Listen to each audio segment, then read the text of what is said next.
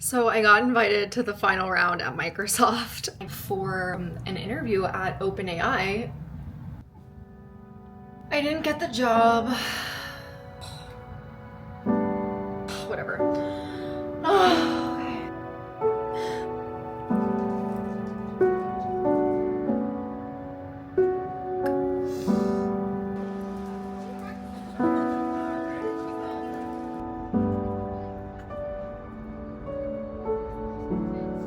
Okay, I just finished getting ready to go to the bar and then to dinner. My hair in this like half up, half down, or if I should just put it down.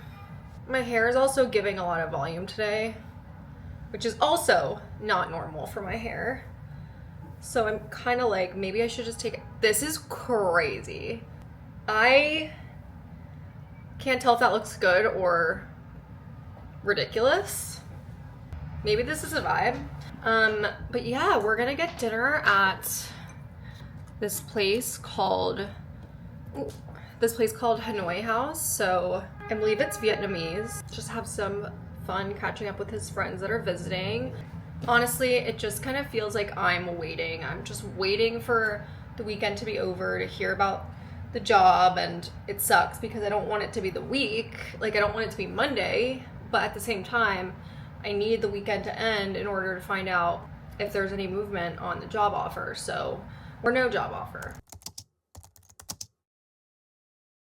I don't like this little, my hair is doing this weird thing that it's like this little flip. Like, what is that? It's so gross outside. Look at this. I'll show you the fit. I have these cheetah denim pants that I'm just wearing my tube top with. My red, like deep wine colored booties with my mixed metal. And then I'm gonna wear this jacket that I thrifted. It's also like pulling in that rich brown color. It's so gloomy outside. I don't feel like going, and I'm just like tired, even though I haven't done anything all day. So I should go, but maybe I'm meant for Seattle. Like, if it's like this and I just like being at home, then maybe it's meant for me. This is the going out scent that I've been reaching for. It's by Valentino. I think it's the Born in Roma original. I think the way I would describe it is sassy. It's like deep and sexy, but more sassy, like has a little punch to it. Like my Gypsy Water one used to be my go-to, and I love that one, but that's more musky and like truly like mysterious and sexy. This is more like in your face, bold.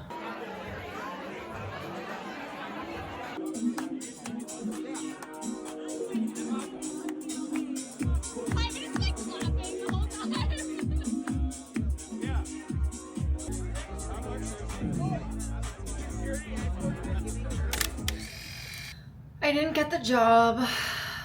I went through with all of the final rounds and everything, and it's really rude because I spent 10 to 12 hours on the assignment and then another 4 hours in the final round, and they didn't even send me an email about the rejection. I found out by looking in the action center and seeing that my application status moved from scheduled to inactive. So that was a really bad experience, and to be honest, I'm a little bit more angry than I am sad about not getting the role, just because it's just not professional to handle candidates in that way, especially if you're trying to attract like really high value candidates. But the final loop was really hard, like the final panel with 7 of their team members questioning me. It was hard to figure out like what exactly I was supposed to be doing and how I was supposed to be handling it.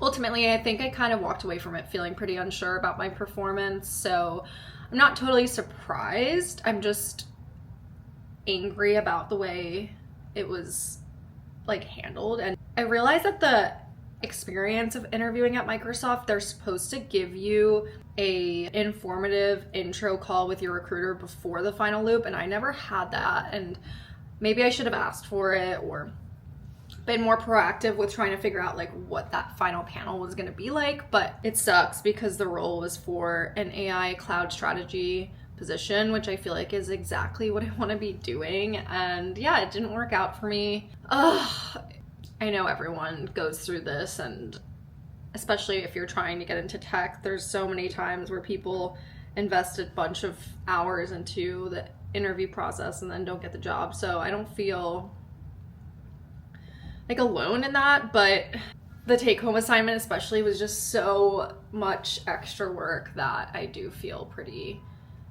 discouraged. My main takeaways though are that I think I went into the panel feeling too intimidated and more worried about not making up information like about the AI space and more so trying to just stick with what I know. And I think that maybe they were looking for more confidence and assertiveness, but like it's kind of hard to be that way when you're talking to 7 people that are like much more senior and in the AI space when you're interviewing for a role that's much lower and like you're not expected to be an expert in the AI space yet. So it was really kind of confusing as to like what exactly they wanted from me. It does suck. But life goes on, and I do have an interview today with OpenAI, so like that's exciting. I think I'm not as excited about the role because it's more like client facing and it's kind of like consulting, which is what I do now. The role itself is not making me as excited, but the company is obviously like the forefront of AI right now, so I can't complain. And I think I'm just feeling like discouraged that I might have to go through this whole like excruciating process again and again and again. And this job hunting has consumed my life all of this year so far. And every time I don't get the job, I have to like just retreat back to my everyday work. And it's so hard to concentrate and so hard to commit to everything that I have going on at my job now because I just want to leave. And then you get your hopes up and you're like, oh my God, I might get this role, I might be able to leave, and then it doesn't happen and you're like, oh. It's definitely a lesson of resilience and like just pushing ahead and pushing forward. And if you're in the same position as me, just know like this is part of life and this is part of career progress. Like you can't get somewhere without failing many times. I'm glad at the end of the day that I went through with it, even if I don't get any good feedback that I can use, because it definitely will help me build more and more confidence when I do keep interviewing. And, you know, Microsoft is cream of the crop, so they put me through the ringer, and I feel like it will just help prepare me for like other interviews at different companies. And I am definitely in the mindset of like, if you're looking for a new job and you get invited to interviews, always take them. Even if it's like for a role that you don't really know if you want, whatever, always take the interview because you will not get that type of real live practice anywhere else.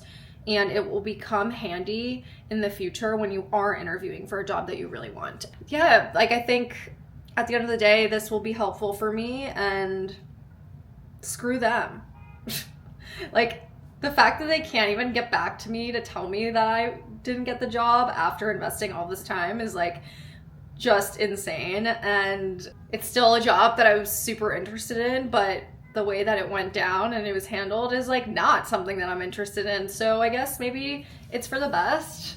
I don't really truly believe that it's for the best just because like I think the role would have been sick, but the communication itself was super, super unprofessional, and there was no preparation for me from any of the HR people, and I really wasn't set up for success if I think back to it. If a company is not willing to do as much as they can to set you up for success, even in the interview process, then they're probably not willing to do that when you work there. So maybe it's not my time to work somewhere like that. Maybe I do need more experience. That's where I'm at right now.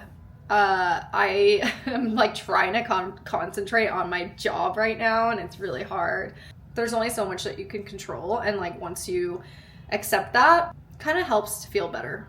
But yeah, it sucks. I mean, I'm not gonna pretend it doesn't suck. It sucks, and I get it, and I'm sure everyone understands. We've all been through it, and it's never fun, but one day me, you will all be in a position to look back and be like, that was your mistake. Because especially if you're earlier in your career, like, you want to be somewhere where they see potential in you and they don't expect you to show up fully polished. Like, they see the potential, they see the coachability, they see your curiosity. And you want to be somewhere where they put a lot of value on that rather than showing up already like fully developed because no one's really going to be that way until much later in life. And people that show up seeming that way when they're really young, a lot of time are just full of shit. So if they look at that and they think that's good, then good for them. I showed up in my interview honest, curious, and wanting to learn, and I didn't overstep what I knew. Like, there were situations where I admitted, you know, I think I would need to look at more data to answer that. And you know what? Maybe that didn't seem confident. Maybe that wasn't good for executive presence, but it was true. And in an interview setting, it's kind of like, do you want me to just make shit up right now? Because I could do that, but like, I didn't think that that was a good way to go about things. I don't know. So that's my take.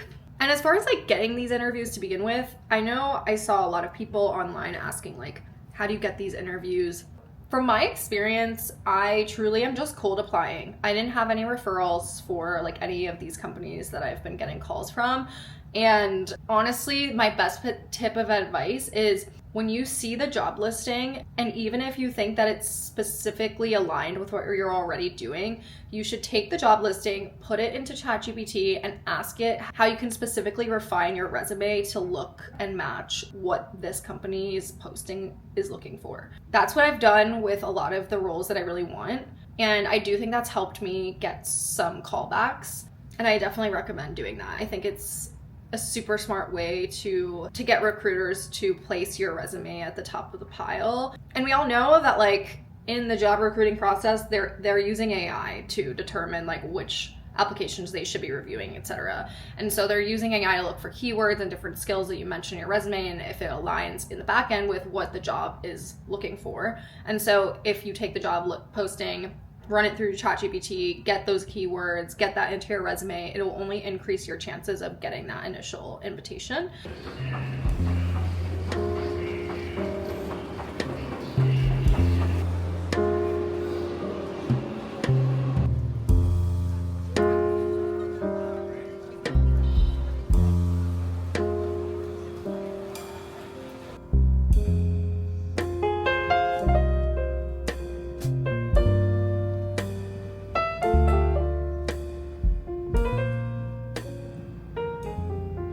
It's day 2 after seeing that I didn't get the job, and honestly, I thought that I was feeling okay, but just now I felt overwhelmed with like anger.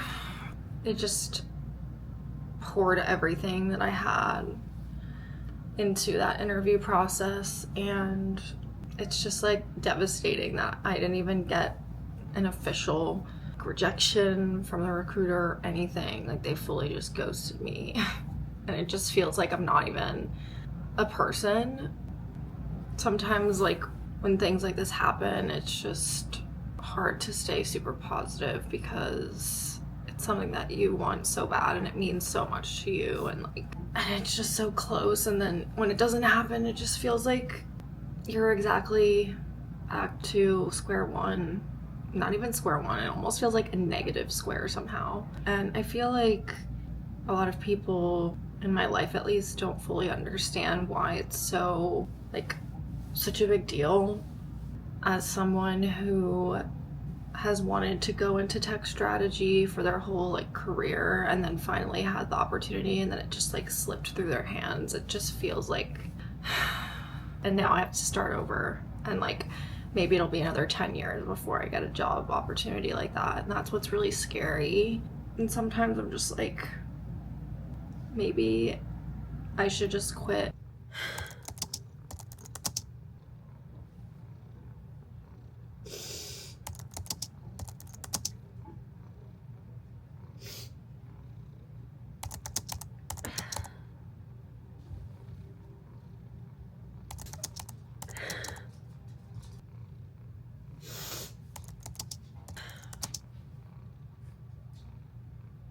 I have had 2 like major interviews where I've gone to the end. First one being Microsoft and also OpenAI. And I almost think that getting that far and then not getting the role is more devastating than not having interviewed at all, because you feel like you're almost there, you can taste it, and then it doesn't happen. So yeah, I've definitely been like really depressed about that, because these are two companies that are just incredible companies and are at the forefront of AI. My first reaction was just that I'm not good enough and I'm not ready for this job. That's why I didn't get them. And after I've had some time to think about it more, I do realize that it's not necessarily the case.